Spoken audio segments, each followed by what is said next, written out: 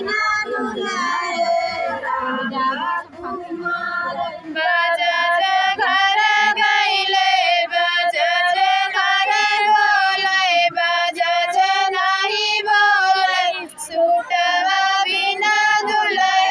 सूटवा बिना दुल्हे राजा कुमार बिना दुलारे सूटवा बिना दुलारे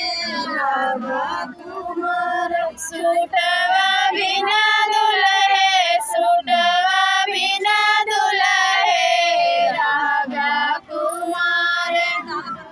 बिना दुलारे सूटवा बिना दुलारे